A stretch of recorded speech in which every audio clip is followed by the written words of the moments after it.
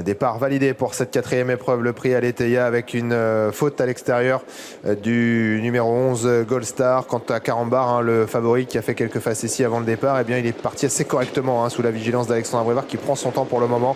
Quant à Edik Gema, il est parti le plus rapidement avec Invictus Madiba également. Faute d'Edik Gema. Edik Gema au galop, Rican Carter qui est là. Et voilà Carambar qui maintenant vient à l'extérieur des leaders, tout près notamment du numéro 3, Kamehameha. Edik Gema a été remis, a-t-il été disqualifié? Nous allons le savoir dans quelques instants. Apparemment non, car Alain Gendreau réintègre le peloton avec Edik Gema qui peut reprendre place derrière le favori Carambar. Accélération de Kamehameha qui va venir relayer Hurricane Carter en troisième position. C'est Invictus Madiba et Carambar qui accélère maintenant le favori de cette course. Edik Gema est toujours dans le groupe de tête malgré sa faute tout à l'heure, alors qu'il y a en dedans Ilaya accompagné à son extérieur par Inred, le numéro 4.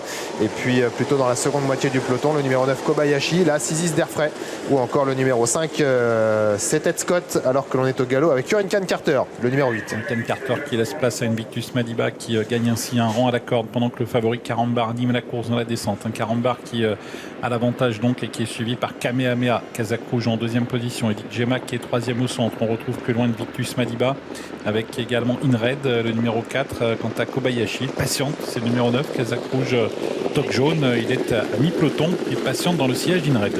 Bientôt le bas de la descente, Carambar qui a toujours l'avantage mais qui voit venir à son extérieur Edik Gema qui aujourd'hui est drivé de manière offensive.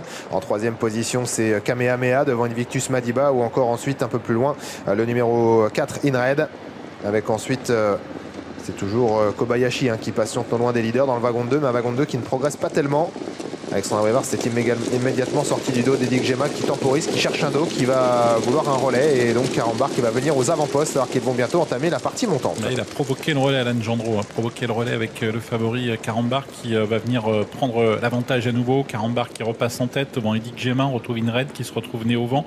Pas très loin, il y a également Kobayashi qui a gagné finalement un petit peu de terrain sur le leader en 4 ou 5e position de Victus Madiba, avec également Kamehameha qui est toujours à la corde, et puis au centre le numéro 5 c'est Ed Scott qui est suivi par Je rêve du bois. Il reste environ 800 mètres à parcourir. Carambar à l'extérieur de lui, c'est Inred avec également tout près Edik Gema. Kobayashi qui a un parcours parfait devant Kamehameha, Ed Scott, ou encore Je rêve du bois qui essaye de se rapprocher maintenant dans la partie montante, alors qu'Invictus Madiba vient en léger retrait. Kobayashi est désormais décalé par Mathieu Mottier qui lui demande un effort assez important ici. Avec grosse attaque de Kobayashi, le deuxième favori qui attaque le favori Carambar qui va devoir sortir le grand jeu pour le contrer. Carambar, Kobayashi, passe d'armes entre les deux favoris dans le tournant. Je rêve du bois qui est en retraite, tente de refaire du terrain également. Les deux favoris qui vont a priori lutter pour les premières places, avec Kobayashi de plus en plus fort face à Carambar qui n'a peut-être pas dit son dernier mot à distance. C'est Inred, c'est Ed Scott, c'est également Je rêve du bois, et puis également Kamehameha, le numéro 3 qui s'apprête à bien conclure avec Kobayashi qui a semble-t-il pris la mesure maintenant de Carambar qui essaye de se relancer côté corde, mais Kobayashi se sauve maintenant et Kobayashi ne laisse aucune chance au favori Carambar qui va essayer de garder le premier accessite avec Kobayashi. Magnifique aujourd'hui Kobayashi qui a toujours nettement l'avantage et qui va se balader dans cette course. Carambar est deuxième, pointu ensuite avec